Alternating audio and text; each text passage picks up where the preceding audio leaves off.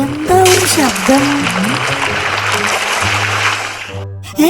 അയ്യോ, എന്താണോ സൂത്ര, മുകളിൽ നിന്ന് പാറക്കല്ല് വീഴാൻ നല്ല സാധ്യതയുണ്ട്. ഓടുന്നതാ ബുദ്ധി.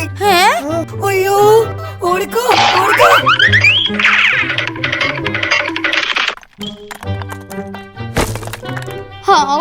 കഷ്ടിച്ച് രക്ഷപ്പെട്ടു. അതെ. പിന്നെ താനെന്തിനാ ഇത്ര നീട്ടി വലിച്ചു പറഞ്ഞത് മുകളിൽ നിന്ന് പാറക്കല്ലെന്നൊക്കെ?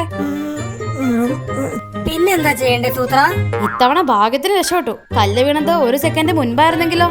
ഇത്തരം കാര്യങ്ങളൊക്കെ ചുരുക്കി പറയണം, കോഡ് ഭാഷ പോലെ, എന്നാൽ രക്ഷപ്പെടാൻ സമയം കിട്ടൂ. കോഡ് ഭാഷയോ? ഉദാഹരണത്തിന് പാറക്കല്ല് വീഴാൻ പോകുന്നേ, ഓടാൻ തുടങ്ങിക്കോ എന്നതിന് പകരം പാവി പോ ഓതു എന്ന് പറയാം. അതെ, പാവി പോ ഓതു എന്ന് മാത്രം. അത് പെട്ടെന്ന് പറയാമല്ലോ. അത് കേട്ടാൽ ഓടി മാറാൻ ധാരാളം സമയം കിട്ടും. ഓ അല്ലടോ, പാവീപ്പോ ഓതു ഒന്ന് പറഞ്ഞു നോക്ക്.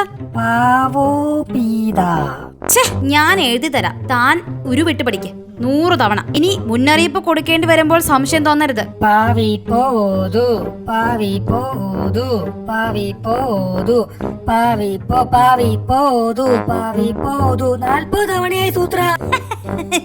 പാവിപ്പോ ഓതു, പാവിപ്പോ ഓതു, പാവിപ്പോ ഓതു, പാവിപ്പോ. ശബ്ദം താഴ്ത്തി പഠിക്കടോ. അയ്യോ അയ്യോ, അവസാനം പറഞ്ഞത് മുന്നറിയിപ്പായിരുന്നു. താൻ എന്താ ഓടി മാറാതിരുന്നത്?